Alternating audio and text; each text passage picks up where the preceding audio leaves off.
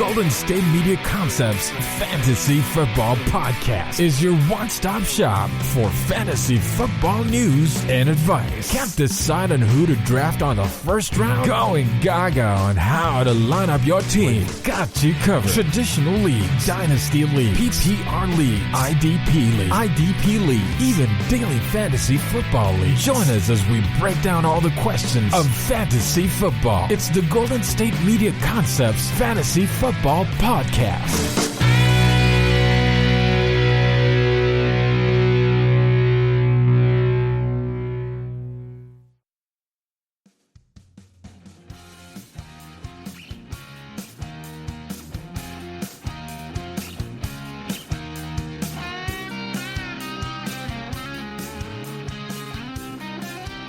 Hello and welcome to the GSMC Fantasy Football Podcast on the GSMC Podcast Network. It is your host, Ethan.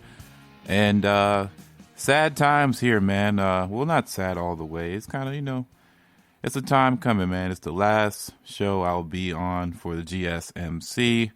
And it's with a heavy heart to say that, man. I guess it's time to move on, so to speak. And in a good way, more opportunities, more things to come. But shout out to the GSMC family for putting me on here. I've had a wonderful time being a host here on the podcast network, man. So we're going to go out, hopefully, with a big old bang. And what's more bang or bust, really, than fantasy football? Because let me tell you, boys and women and those who are listening, fantasy football is nothing but bust all day long. Fantasy is pain. Fantasy is nothing but pain. As you can tell in my voice, I got thraxed on last week. And in round one, your boy got played. Your boy got thraxed. It was a tough scene all the way through, where I lost 113 to 138, where if I would have started just two different players, I'm in the winner's circle, man. It's you can't make this up. Started the wrong quarterback and started Michael Pittman Jr. instead of any other wide receiver on my roster. That's where the pain seeped in. That's just, I wasted a good performance from my man I've been holding on to, Cam Akers.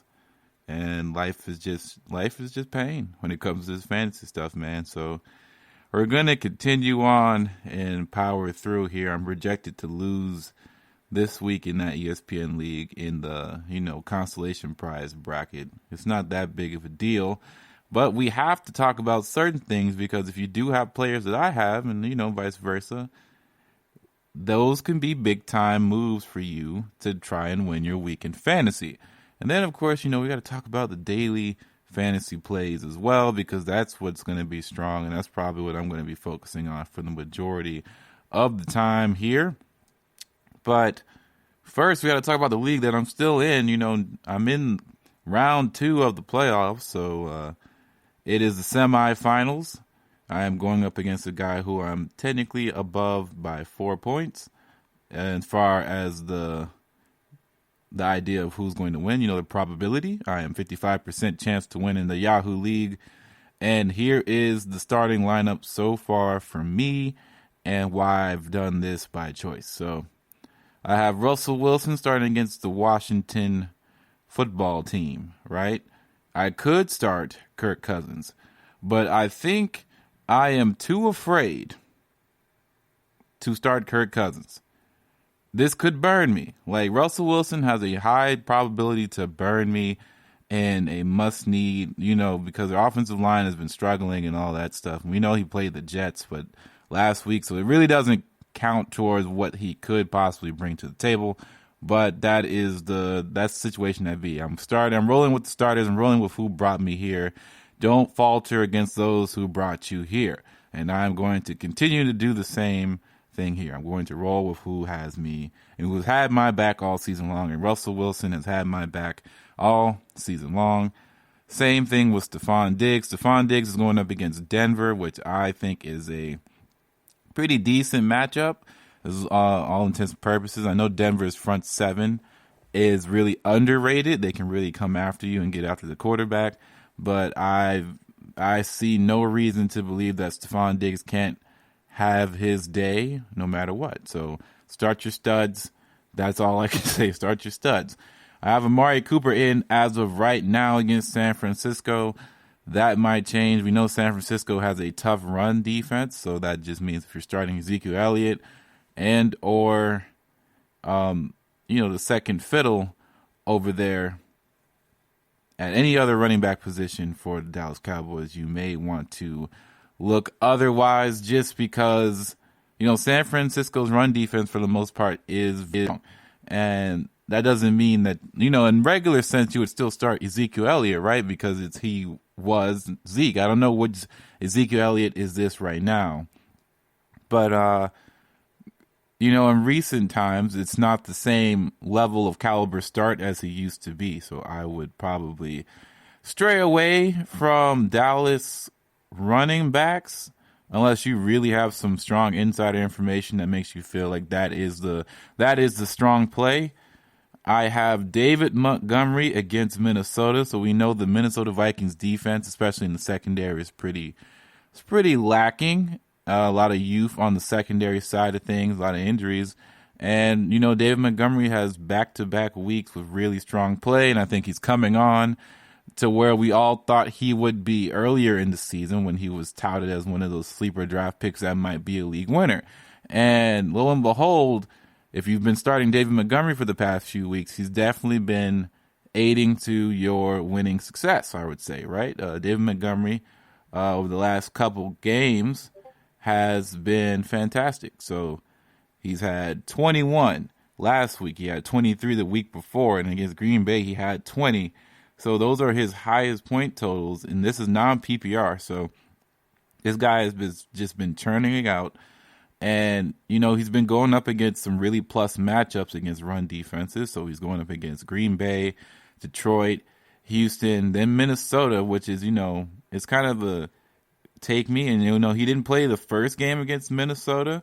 So take that as you will.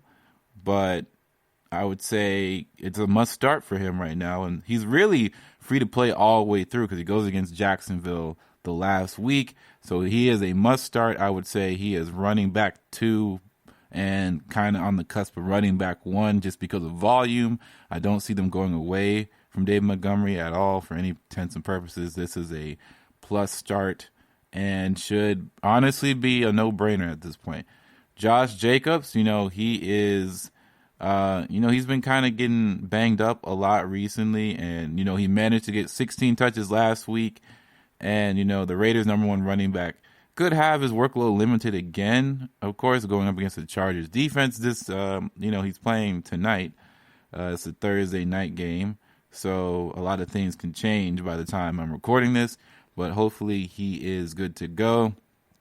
Side note, Leonard Fournette is going to be the projected starter because Ronald Jones is not going to be playing this week. So offensive coordinator Brian Leftwich, he hinted at it. He said he's been great.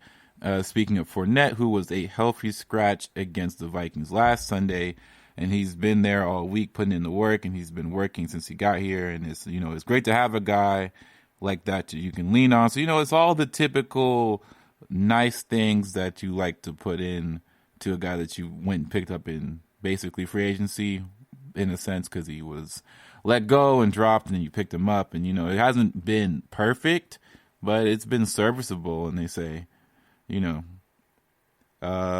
we got guys who really depend on, and we believe that we have guys that can go out there and get the job done. And despite Fournette's recent deactivation, he is the Bucs' only non-Jones back with the capability to lead the backfield right now. And, you would have to slot him as a mid-range running back 3 to flex for most semifinals in fantasy football. And I just wanted to throw that in there because that was a good tidbit of information. He's not starting for me, though. I have Dallas Goedert versus Arizona, which I think, is a bit solid. He caught 4 of 6 targets for 43 yards, and the Eagles 14 went over the Saints. And, with Jalen Hurts making his first start, Goddard, he tied the team lead in catches while leading in targets. And, of course, there's only 6 looks with the dual threat quarterback and, is heating up the rushing attack alongside that. And while mostly spreading the ball around for short gains as a passer, with Hurts in the lineup, it undoubtedly did enough to earn another week under center. So Goddard will be more so of a lower end tight end 1 for week 15 against the Cardinals than a high end option, as we've been grown to see. But I don't really have anybody in the waivers that I want to try and target over him because, everything else is just kind of take as you will. So, like, the top available tight ends right now in my league, personally, are Jared Cook, who I've had, I think, twice now. I've dropped and picked him up a couple times. Jonnu Smith, who is, whatever you want to call it at that point. Then Logan Thomas, who is kind of in similar vein of if he doesn't get the ball, it's kind of a weird spot.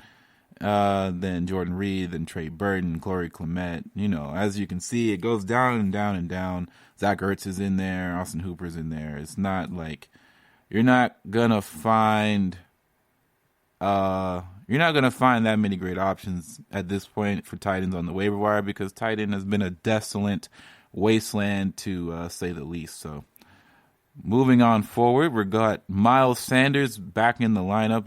We didn't start him last week and it didn't kill us, even though if we did start him, we would have won in a much more secure fashion.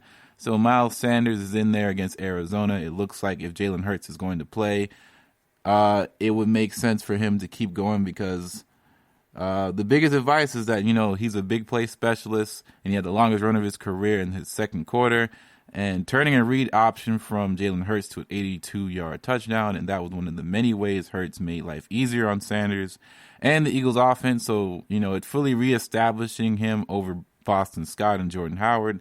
And Sanders' 18 touches were also the most in 4 weeks, with Hurts, who also went over 100 yards on the ground. So, challenging the defense in ways Carson Wentz really could not. So Sanders became the first back to have a 100-yard day on the ground against the Saints in 55 games. So that really doesn't matter too much because a lot of the times, offenses tend to throw the ball more against the Saints anyway. So things that may not have gone to plan for Sanders, but, he will certainly be back in the top 18 for week 15 against the Cardinals and quite possibly the top 12. And there are more big play opportunities for him with Hurts under center. So I think he's a solid play.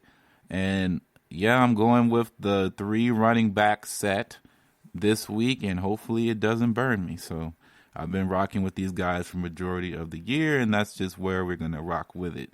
So I currently have Justin Jefferson on standby just in case I feel iffy about the Amari Cooper start, but I think Cooper is kind of quarterback proof right now. And if you look at his statistics over the last recent weeks, since they've really been doing solidly, against Washington, he had 17, against Baltimore, he had 11, which is a really bad matchup for most teams, right? And then against Cincinnati, he only had 11, but, he's been fine, right? I think the worst game, of course, he had was against Philly, where he got, got half a, 5 yards or whatever the case may be. So since it's kind of iffy, he's been up and down, but I don't think it's a bad start.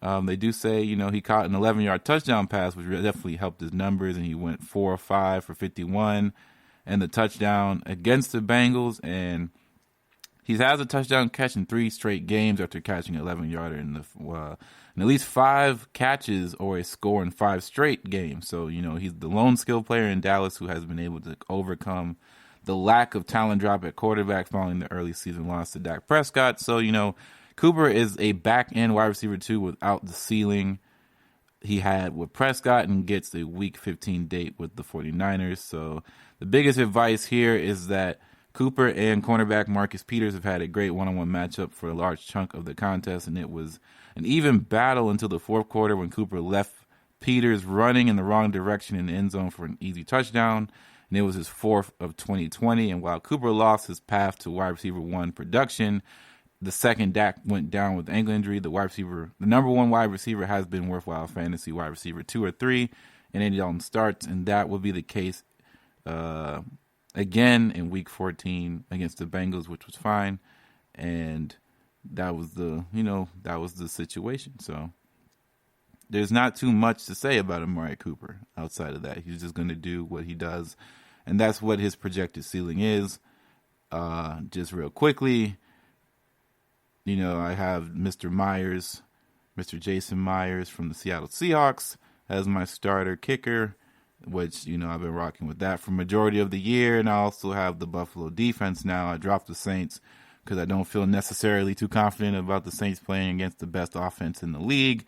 Bite me, whatever the case may be. I don't even want to see that on my team because I'm very, very nervous about that game and all of that. So do with that as you will. And we're going to take a break and we're going to talk about what my opponent has and what he's going to start. And we'll get into some more team-specific things. GSMC will be right back. Do you ever feel like you're always on? You need to hit the reset button to get ready for what is next. And there is only one beer out there when I need to reset, and it's literally made to chill. That is Coors Light. Got to tell you, man, Coors Light has been pushing me through this quarantine football extravaganza thing going on right now, and it's been great, man. Mountain cold refreshment, made to chill, cold lager, cold filtered, and cold packaged. It's crisp and refreshing as the Colorado Rockies, perfectly made for a moment to unwind. So Coors Light is the one I choose when I need to unwind. When you want to hit the reset, reach for what is made to chill. Get Coors Light in the new look delivered straight to your door at getcoorslight.com. Celebrate responsibly. Coors Brewing Company, Golden, Colorado.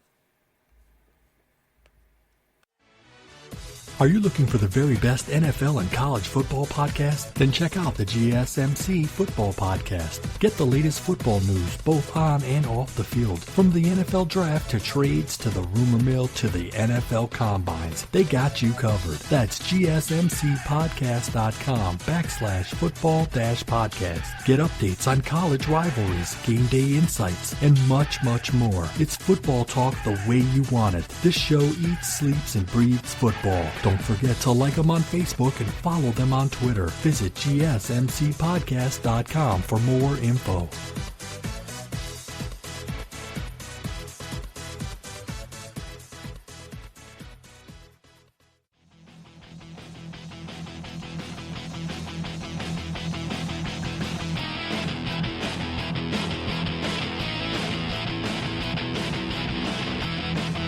All right, GSMC Fantasy Football, we are back, and we are going to cover my semifinal opponent.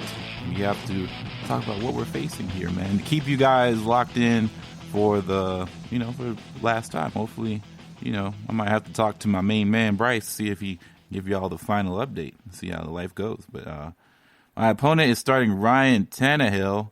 So Ryan Tannehill, he's been dotting it up across the board recently, and he posts 2 scores in the Titans' big win against the Jaguars, and it's an excellent day, though, Tannehill was prevented from a ceiling effort by the Titans absolutely steamrolling Jacksonville on the ground. Derrick Henry had 215 yards rushing while they were second most in his career. And the Titans were up 31-3 early in the third quarter and then spent the second half messing around.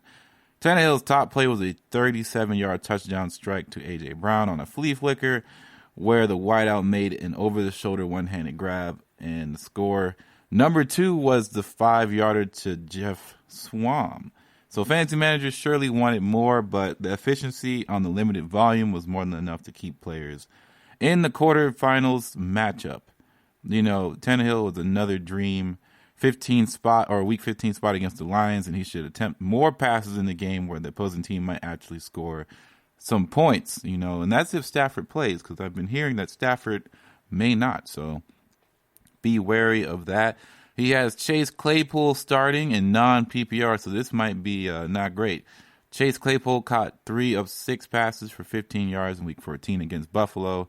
And the big advice is that his downward trend continued this week with 15 yards, his second lowest of the season. He had 6 targets and we're behind both Juju Smith and Deontay Johnson. Claypool missed some practice time with an illness this week and may not be 100%, and he'll have a Week 15 matchup against the Bengals to get back on track. So, it's a plus matchup, but can he do anything with it? Biggest advice, if you're worried about him missing Friday's practice with an illness, even at limited Friday practice, should put the rookie back on track this week. I'm sorry, that was already passed.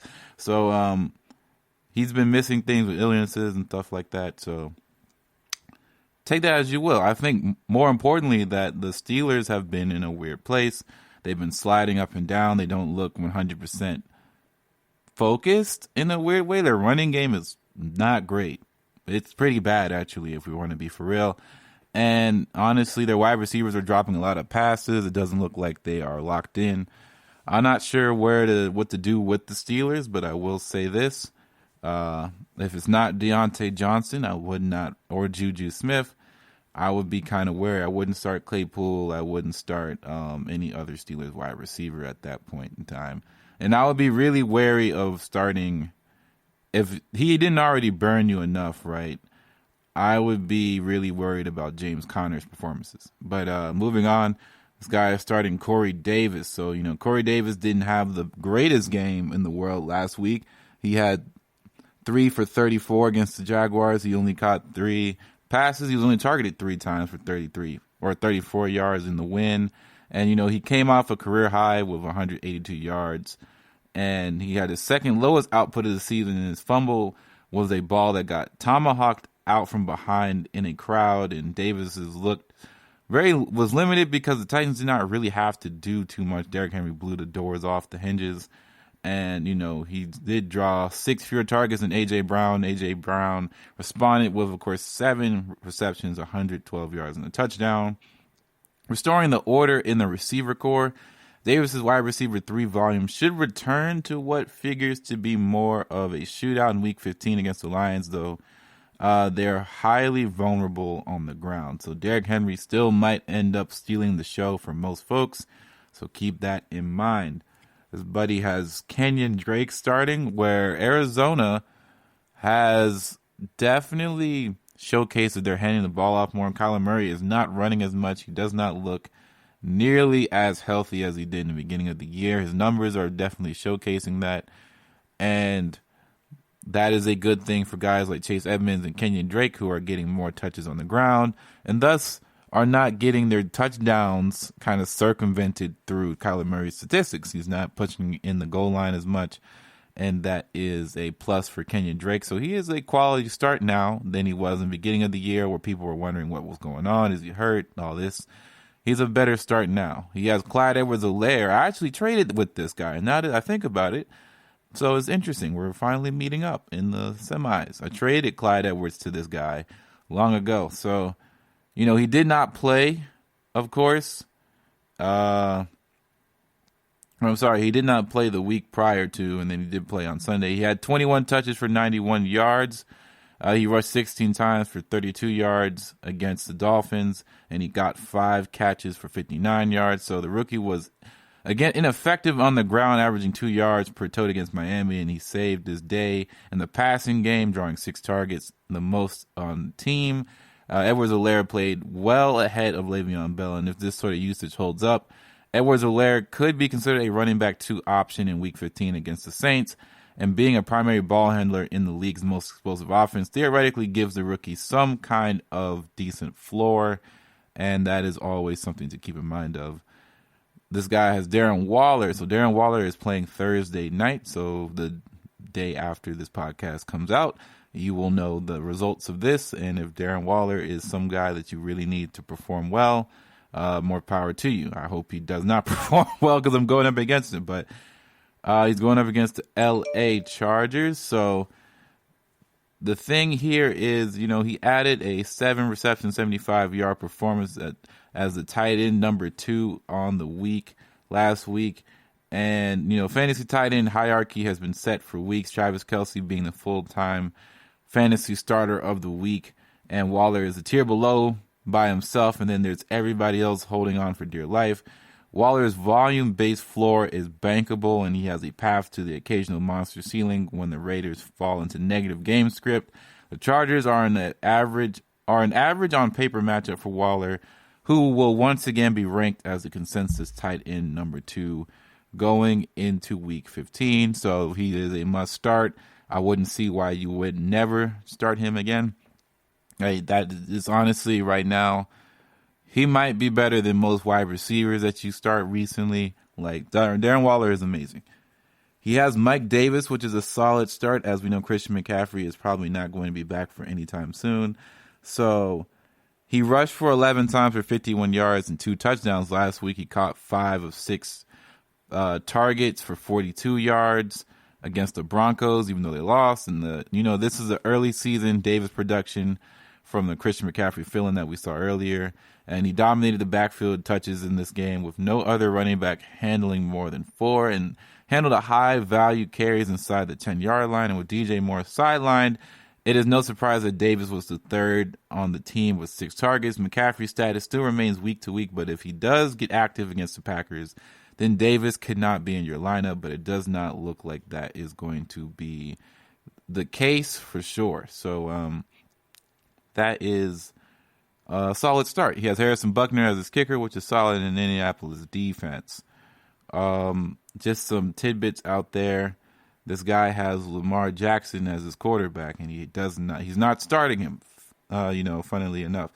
Lamar had a fantastic game last week as he completed 11 of 17 passes for 163 yards, 1 touchdown in the air, and he rushed 9 times for 124 yards and 2 touchdowns on the ground. As you know, the Monday night game might be one of the best, if not the best game of the year. And, he hasn't been living up to his 2019 MVP ways in the vast majority of the season, but he turned things on under the bright Monday night lights, And, it marked his second 100-yard rushing game of the year and the first multi-score ground effort with a pair of first-half rushing touchdowns, scoring from 5 yards out in the first quarter and then 17 yards away in the second. His passing night could have been much better, too, if not for multiple drops by Marquise Brown. But Brown did make his biggest target count. Jackson missed 2 drives in the locker room with fourth quarter cramps, but only to return for the 4th and 5 with a minute 51 left to play after Trace McSorley injured his knee on the 3rd down sack. Jackson hit a streaking Brown for a 40-yard touchdown to put the Ravens up 42-35 following a 2-point conversion.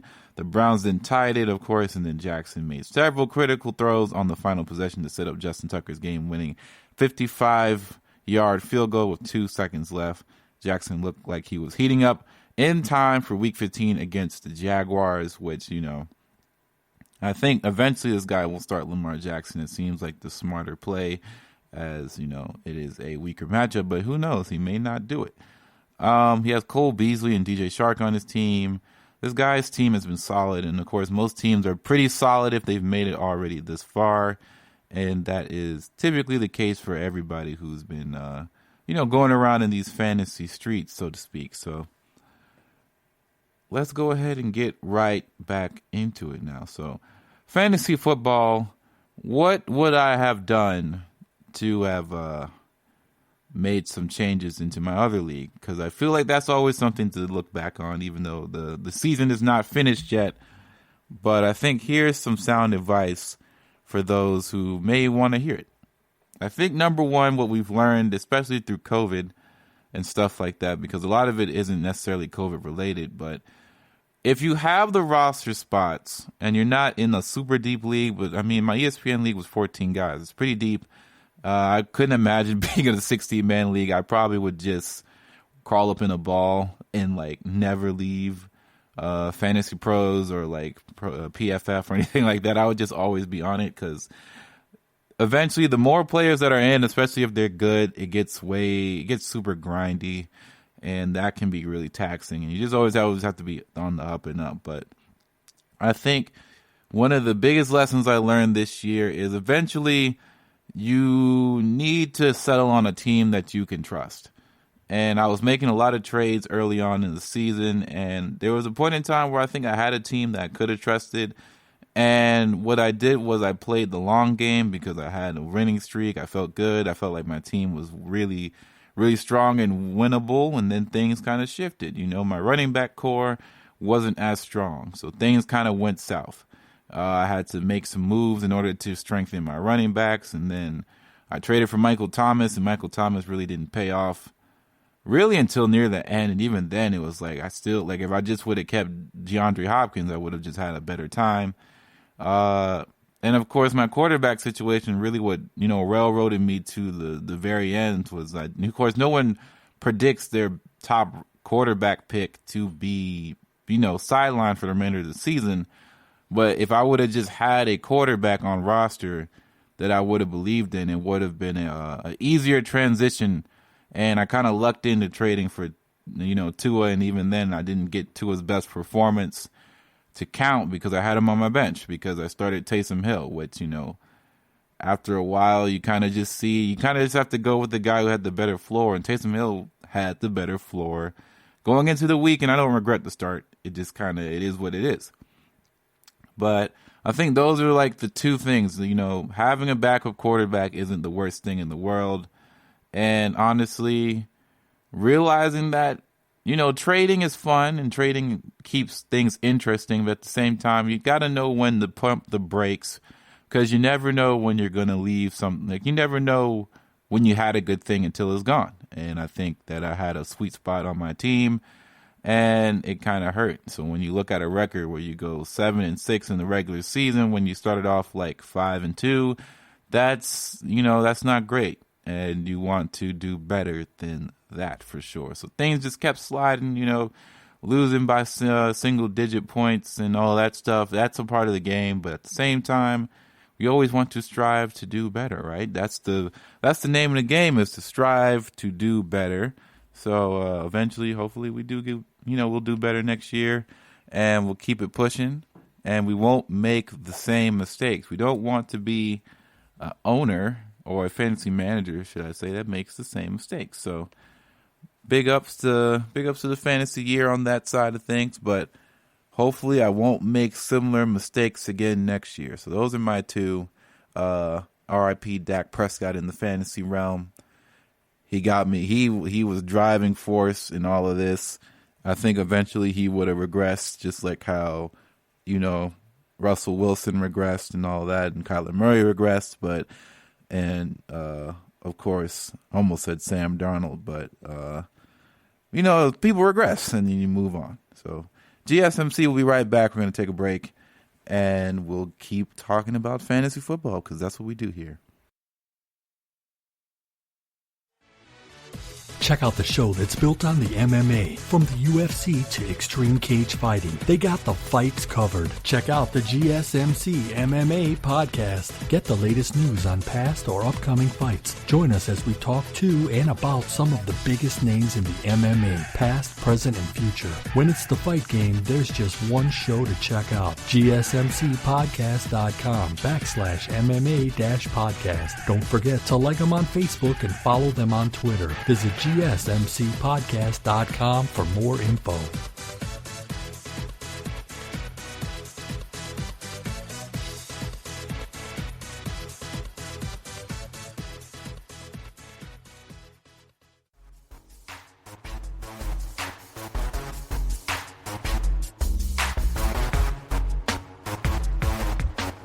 All right, we're going to move into injury report news so that way you guys know what's going on. Heading into week 15, so updates on everybody that you believe in. Christian McCaffrey, Calvin Ridley, Austin Eckler, all those guys, and more. Let's keep it going. So, Arizona Cardinals Chase Edmonds. So, he was a do not practice on Wednesday, and he was considered a game time decision. And, you should not be optimistic about his chance in playing in week 15. Julio Jones and Calvin Ridley. So, Ridley was a limited participant in Wednesday, but he should be expected to play, and you should not be as optimistic about Julio Jones as he also did not practice at all on Wednesday, and you just really should not count on him to start. For Baltimore, Robert Griffin III, Trace McSorley, Miles Boykin, and Marquise Brown. So Griffin was injured his hamstring in Week 13, and he was pulled in the fourth quarter, did not return. They placed him on IR, and he will miss at least the next 3 weeks. McSorley suffered an MCL sprain in Week 14. He's placed on IR, and he'll miss at least the next 3 weeks himself. And Boykin and Brown were placed on the reserve COVID-19 list, and their Week 15 availability is uncertain as of this point.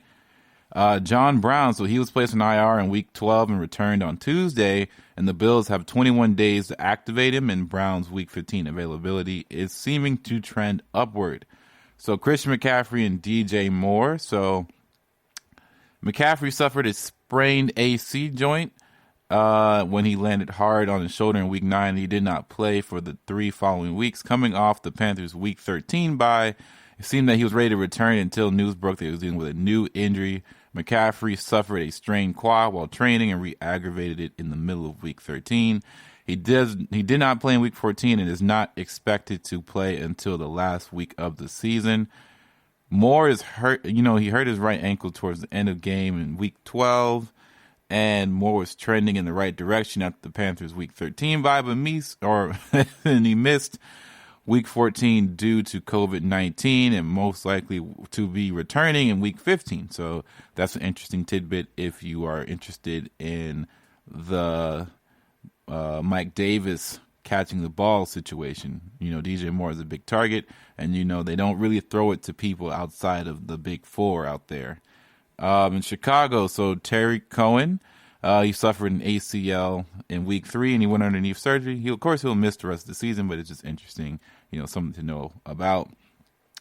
Cincinnati, so Auden Tate, Joe Mixon, Joe Burrow, and John Ross are all hurt. These are not 100% new injuries, but Tate underwent surgery over his torn labrum on his shoulder. He's been placed on IR, and his recovery is expected to be 4 to 6 months. Mixon, with his injured foot from Week 6, was placed on IR and has not been played. He hasn't played since. He's not expected to practice this week, and you should not expect him to play Week 15. We all know about Burrow and his knee situation. Hopefully he'll be ready for next season. And John Ross injured his foot in Week 10 and was subsequently placed on IR. You should not expect him to be back anytime soon, and he's probably done for the remainder of the season.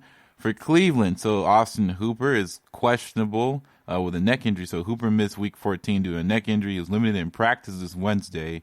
You should be optimistic that he returns in Week 15. And, of course, we already know Odell Beckham tore his ACL in Week 7, so he is a no-go until next year. For Ezekiel Elliott for Dallas, so he did not practice Wednesday, but it seems to be just for maintenance, as should be ready for Week 15, ready to go. Then for Denver, so Phillip Lindsay and Melvin Gordon are both kind of questionable. So Lindsay and Gordon were limited in practice, but they should be expected to play. It might just be for maintenance, nothing major there. For Detroit, Adrian Peterson, Kenny Golladay, and Matthew Stafford are still on the injury list. As Peterson was a limited participant in practice on Wednesday, he should be expected to play in Week 15. Golladay suffered a grade 2 groin strain in the third quarter of Week 8. He has not played since and did not practice Wednesday. You should not expect him to return in Week 15. Stafford did not practice Wednesday, and you should not be optimistic that he will play in Week 15. So this is what I've been alluding to. It does not look like Stafford is going to be playing in Week 15. For Green Bay, so Mr. St. Brown, Alan Lazard, Jay Sternberger, Mercedes Lewis, and Tyler Irving are all out there. So Brown, Lazard, and Lewis were limited on Wednesday, and they should all expect to play. Sternberger is in the 5-step concussion protocol and did not practice on Wednesday, so you really should not expect him to play in Week 15. And Irving was placed on IR and will miss the next 3 weeks. For Houston, Brandon Cooks, Duke Johnson, and CJ Prosise are questionable. Randall Cobb's on the IR.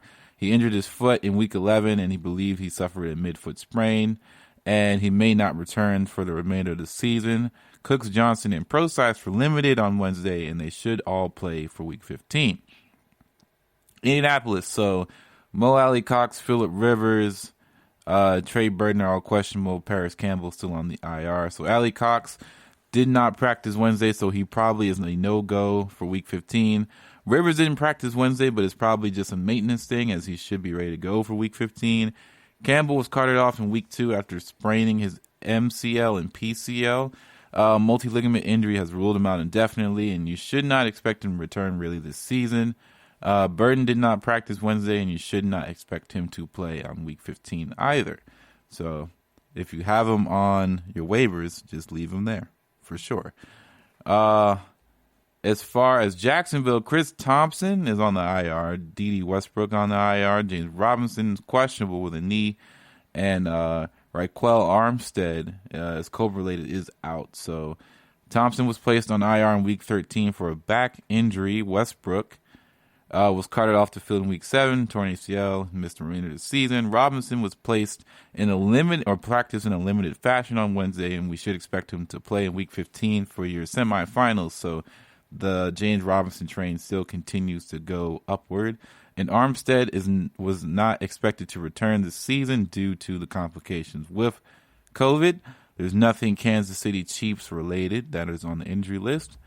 For Las Vegas Raiders, Henry Ruggs and Tyrell Williams. So Ruggs was placed on the COVID reserve list.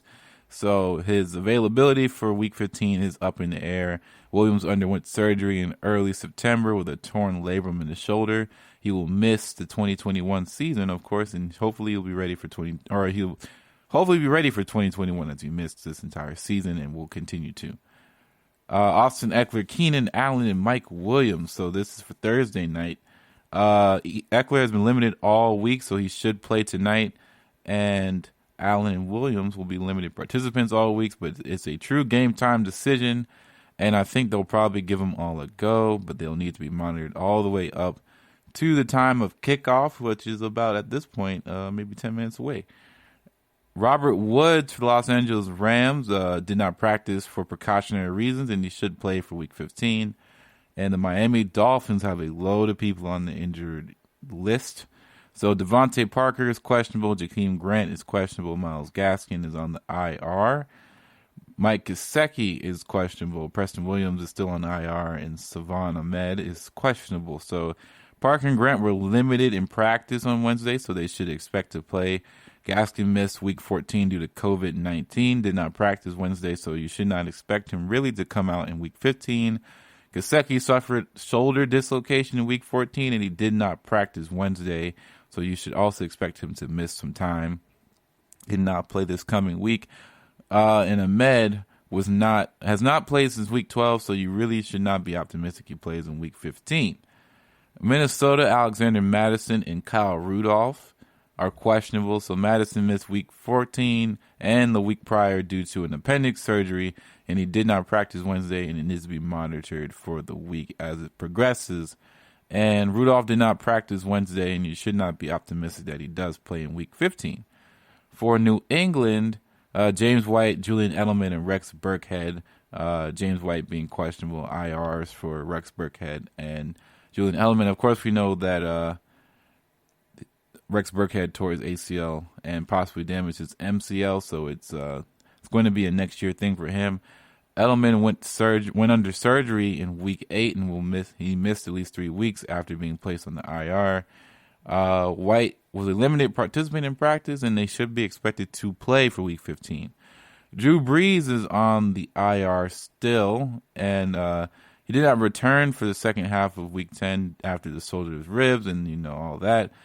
He should return. They have 21 days to activate him. He has returned to practice of recent and is optimistic he returns from injury in Week 15. Michael Thomas does not practice usually on Wednesday, but he should be ready to go for Week 15. Daniel Jones was questionable. Devonta Freeman is still out, and Saquon, injured.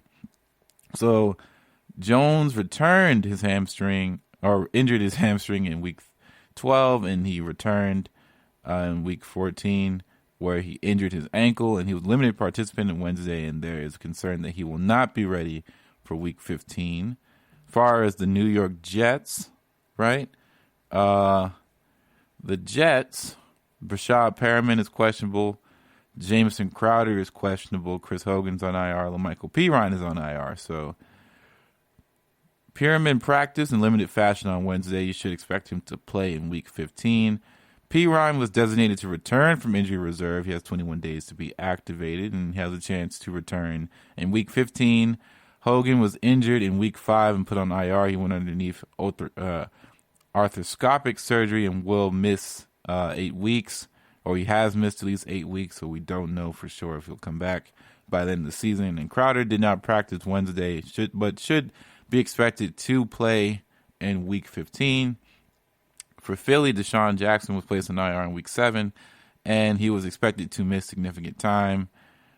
James Conner is dealing with quadricep injury and should be monitored as a week-to-week basis. For Pittsburgh, San Francisco, of course, Raheem Morris is questionable, or Mostert, not Raheem Morris, the coach, but Deebo Samuel is out with a hamstring, and Garoppolo re-injured his ankle, of course, in Week 8, and he's missed multiple games for the first time around his injury, and he's expected to miss probably some more time.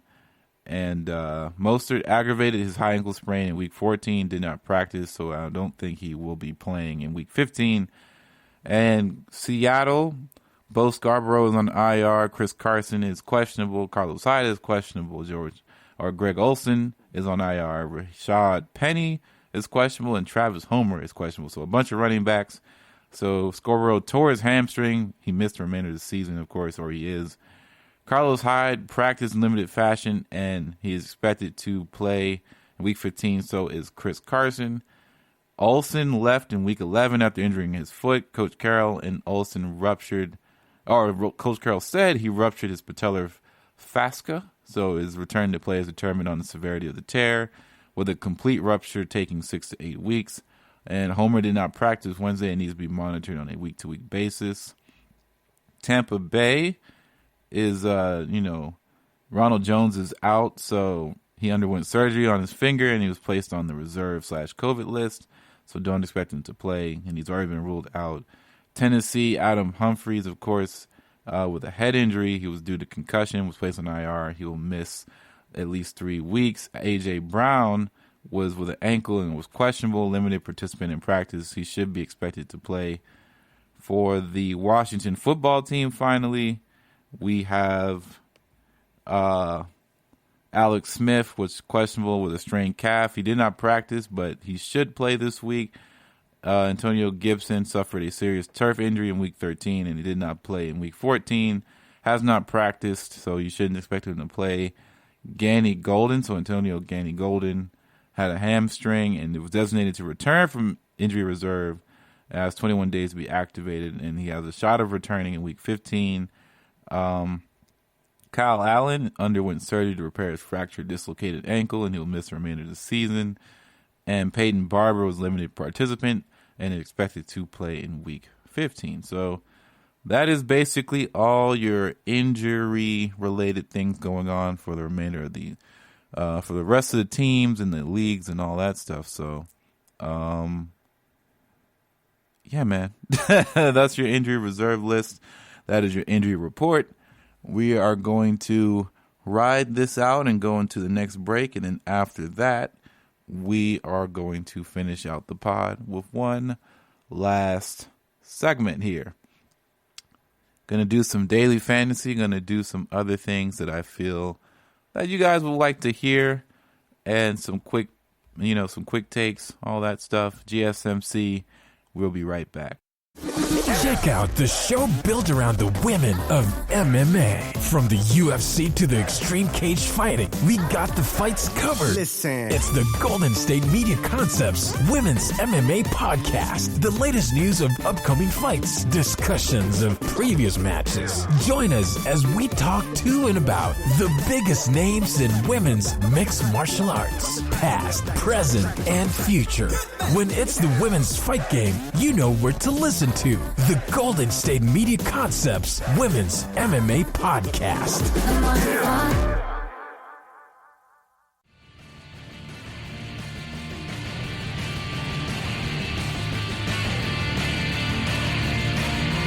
All right, so we got some interesting wide receiver cornerback matchups that might be going to speak to you, might speak to your heart, right? Might really do you some good.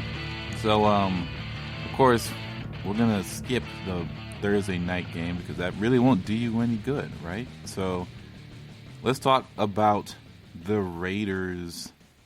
I'm sorry, not the Raiders. We have to skip that game. Let's talk about Buffalo Bills and the Denver Broncos, right? So, cornerback versus wide receiver breakdown. Josh Allen continues to ball out, but he needs to give some credit to his top two receivers. Stephon Diggs and Cole Beasley have emerged as bona fide studs through 14 weeks. His Pro Football Focus grade for Diggs is number 7 among 117 wide receivers with 25-plus targets. Beasley is number 6. Yards per route run, Diggs is 8, Beasley is 19. Receptions, Diggs is 1, Beasley is number 15. And receiving yards, Diggs is 2, Beasley is number 18. So Diggs and Beasley are the wide receiver 3 and 26 respectively in PPR points per game, and there is no debate as who is the number one pass game option in Buffalo. Still, there should continue to be enough production to go around for both against the Broncos defense that will continue to be without their number one cornerback, A.J. Bouye, due to suspension. Diggs, obviously, and Beasley are recommended starts against Broncos' well-coached but banged-up defense. John Brown could return this week, and his presence could result in split duties with Gabriel Davis as a field-stretching wide receiver, particularly in Brown's first game back. Neither should be started with any level of confidence if both are active, while Davis will continue to be a boom or bust wide receiver 4 if Browns remain sidelined. So, in tight end breakdown, Dawson Knox. Bills usually dial up at least one deep ball target for him per week, but he's ultimately scored just twice while falling to reach over 40 yards in a game all season. And the ceiling isn't high enough to warrant any fantasy consideration, particularly against a Broncos defense that is just one of just 7 units to allow 3 or fewer scores in the position this season. For Broncos offense-wise, you have Tim Patrick, Jerry Jeudy, and KJ Hamler. So Tre'Davious White's shadow schedule hasn't made a lot of sense this season. He didn't even shadow DeAndre Hopkins during the Bills' epic Week 10 loss. And the Bills could certainly decide to match him against Tim Patrick or Jerry Jeudy on the outside, but I'd bet on them not assigning him to a particular receiver, with Drew Lock spreading the rock around fairly evenly more weeks than not. This means that Patrick can again be treated as a legit boom or bust wide receiver 3 that has been doing far more of the former this season, excluding his Week 12's practice squad wide receiver turned quarterback included or induced mess. Patrick has surpassed 100 yards or scored in 7 of his past 9 games. Jeudy hasn't had more than 5 targets in a game since Week 11, and that's truly a shame as he's already a handful for any quarterback to deal with in one-on-one coverage. And then we have KJ Hamler, who roasted Rasul Douglas on 49 and 47-yard touchdowns in Week 14. And the rookie is always one of the fastest players on the field, although the Bills do deserve credit for posting up top 12 marks in yards per attempt and explosive pass play rate to targets out of the slot. Ultimately, Locke has a top 5 big-time throw rate and a bottom 3 turnover-worthy play rate. So it's anyone's guess as to which version of AFC Jameis will show up during any given week. Locke is capable of engaging in a fun shootout with Josh Allen, but is also probably asking for a lot for back-to-back terrific performances. The Bills have largely done a great job on defense against the Chargers, week 15, or in 17 points, 49ers 24, and especially the Steelers with 15 since their Week 11 bye, and you should be inclined to largely fade this Broncos passing game in fantasy formats other than daily fantasy sports GPPs. Even then, it's a meh. And for Noah Fant, he just played 5 snaps in Week 14 before departing and all that. So I would say it's probably best to avoid for the most part. Carolina Panthers at the Green Bay Packers, right? So DJ Moore was activated off COVID-19 and expected to be ready to go for Saturday night's game. And perhaps the Packers decide to check him with Alexander. But the stud cornerback hasn't been asked to travel with a single wide receiver since Week 7. Both Moore and Robbie Anderson have emerged as 2 of the league's more efficient talents at the position, ranked 15 and 14 respectively in yards per route run. among 117 receivers with at least 25 targets this season. Anderson is wide receiver 18 in PPR points per game, and the safer option, but Moore has provided a higher floor as of late with at least 90 receiving yards in 5 of his past 8 games. Even Curtis Samuel has impressed throughout most of the season, posting a stellar 84.7% catch rate, while also producing a season-long 29, 139, and 2 rushing line, with those carries usually coming as a true running back. The continued absence of Christian McCaffrey would be good news for Samuel's rushing floor, but Moore's return would relegate him back to number 3 option in the passing game. And this matchup against the league's 6th best defense and fewest PPR points per game allowed to the position isn't really ideal for anybody involved, and you should be fine firing up Anderson and Moore as low-end wide receiver 2 options, but they aren't necessarily must-starts for some of the more spoiled teams remaining in the fantasy playoffs. And try to find a better option than Samuel, and I wouldn't be overly confident in Teddy Bridgewater's ability to excel in the outdoor spot. Ian Thomas hasn't really caught more than 3 passes or cleared 30 receiving yards in a game this season, and for that reason, he's well off the fantasy radar for tight ends. And moving into Packers domain, Davonte Adams has objectively been the best wide receiver in the league this season. No need to really read off the stats we should all know by now. More interestingly enough, Allen Lazard continues to be used sparingly, and Marquez Valdes-Scantling remains as the number 2 passing game option in the offense. And credit to the much maligned third-year receiver for catching all 6 of his targets, 85 yards in the score last week, but he'd previously gone 8 consecutive weeks without a catch. Treat Valdes-Scantling as a true boomer bust wide receiver 4 and consider lighting up a lucky candle before starting him in any sort of meaningful playoff matchup. And Robert Tanyan is the tight end PPR 6 on the season. He has scored a touchdown in 5 consecutive games. The third-year tight end hasn't received even 8 targets in a game this season, but that's been a favorite of Aaron Rodgers for a large part of the entire campaign. Continue to fire him up as a touchdown-dependent tight end 1 who does nothing except score. And, you would probably only start Kelsey, Warren, or Waller, or Mark Andrews ahead of him this week, which is weird to say, but especially the Mark Andrews part. Rest in peace to Mark Andrews and the gang. I really believed in him this year, and that really didn't work out too well for me, but you know what? You live and let live. Let's move on to an interesting one. Seattle at Washington. So defenses simply cannot guard Seattle the same way as they can any other offense. DK Metcalf is borderline impossible to handle in single coverage. So his receiving grade is a 93.8. His receiving yards with 814 ranks number 1, and yards per reception is 22, which is number 5 in the league, and yards per route run is 4.99, which is number 2 in the league. The football team boasts the league's 5th best defense in PPR points per game allowed to opposing wide receivers.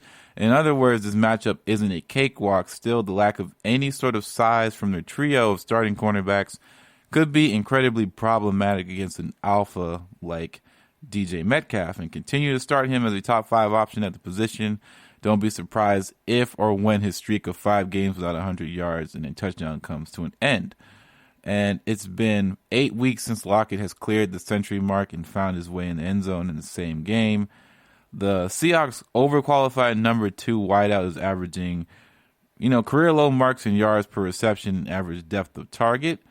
And, Lockett's standing as a truly great real-life wide receiver hasn't really gone anywhere, but this less-than-ideal matchup probably isn't the week to expect him to get back to his triple touchdown ways, and treat him as more of a boom or bust wide receiver 2 than a locked-in wide receiver 1 throughout the fantasy playoffs. David Moore struggles to clear 50% snaps on a weekly basis, and so he's not a realistic fantasy option for anybody. And as far as tight ends are concerned, there's not a real option out there for you from the Seahawks standpoint. Moving forward, Terry McLaurin is quickly approaching Allen Robinson II and Andre Johnson levels of inadequate quarterback play. Alas, there is no way that the artist known as F1 can be left on the fantasy benches this week against the league's single worst secondary and PPR points per game allowed in this position. credit to the Seahawks for playing better recently against the Eagles, Giants, and Jets passing attacks, but at least you're not at least confident in McLaurin having his way. With the secondary, Isaiah Wright and Cam Sims have each flashed some solid after the catchability of the season, so there's simply not enough volume or efficiency in the passing game to enable more than just one fantasy-relevant wide receiver to be started. Logan Thomas has posted a 420-1, a 998-1, and a 643-0 lines over the past 3 weeks. Chris Hogan played lacrosse is now Logan Thomas used to play quarterback. Regardless, his versatility is presented a few fantasy-friendly rushes and pass attempts this season. Continue to treat tight end 11 in PPR points per game as a borderline tight end 1, particularly if Smith is back under the center position. Let's move forward here to New England at Miami. I think this one's kind of interesting because Cam Newton and company were rather abysmal against the Rams' juggernaut defense in Week 14, and there's been an extremely low floor here all season. Cam has thrown for fewer than 175 passing yards in all but 3 starts. The strong point of the Dolphins' defense is that they're a pair of stud outside corners, and the reality that Myers has 60 or fewer scoreless yards in all but one game this season reinforces the reality that we can't trust anybody from this passing game in fantasy formats in all shapes and sizes. No tight ends. Let's not talk about tight ends for the Patriots. As far as Devontae Parker in the gang, the Dolphins actually had Gilmore shadow Preston Williams during the Week 1 matchup, and perhaps because the Dolphins' number 1 receiver boat raced Gilmore to the tune of an 8 for 137 yard in Week 17 of 2019. Either way, it's not an easy matchup for Devontae Parker, even if he has emerged victorious before. And the fact that he's operating at less than 100% adds to another layer of risk to the spot. And each of the Dolphins' offense is kind of banged up. They were down to their number 4 running back, with each of Myles Gaskin, Matt Breida, and Salvin Ahmed out. Started 3 rookies across the offensive line and were without Parker, Grant, and Mike Gesicki at the end of the game. And, Tua has impressed in recent weeks, but the same can't be said for their banged-up supporting cast. So the only potential fantasy option on the offense is fantasy running back wide receiver hybrid Bowden, who has caught 11 of 13 passes for 123 yards over the past 2 weeks. They go along with 13 rushing yards and an incompletion. The Dolphins don't have much of a choice but to feature their Swiss Army knife at this point. Bowden is a legit upside wide receiver 3 this week and worthy of a strong consideration as a spot starter thanks to his position versatility across the industry. And tight end, since the likely absence of Mike Gesicki, 2 tight end committee between Adam Shaheem and Durham Smites. Neither is really recommended at the fantasy option for sure. So, yeah, man, that's where we're headed here in these fantasy streets. Things are getting kind of grimy, You probably want to start all your studs. This is that point in time, right? You don't want to mess around. You don't want to take any chances with anything. You don't want to be caught down bad for sure. You don't want to be caught down bad, because if you are caught down bad and you lose, things just don't always work out for you at the end. But for the GSMC, man, it's the last show. I want to take the last few moments to thank Sarah and thank Tate for allowing me to do this show, and it's been really great for the past 12 months, and I'm really glad that I said 12 months instead of a year. That's just where my mind is at right now, but it's been an awesome time, and can't wait to see what else GSMC has in store. But for GSMC, for the last time, this is Ethan. Thank you all for listening. Don't forget to like, subscribe, and share the podcast on whatever platform you listen to. Don't forget to follow their social media platforms, as they do try to keep up to date, ask questions, and interact with us, man. It's great stuff. So GSMC will be out, man. See you all next time. You've been listening to the Golden State Media Concepts Fantasy Football Podcast, part of the Golden State Media Concepts Podcast Network. You can find this show and others like it at www.gsmcpodcast.com. Download our podcast on iTunes, Stitcher, SoundCloud, and Google Play. Just type in GSMC to find all the shows from the Golden State Media Concepts Podcast Network. From movies to music, from sports to entertainment, and even weird news. You can also follow us on Twitter and on Facebook. Thank you, and we hope you have enjoyed today's program.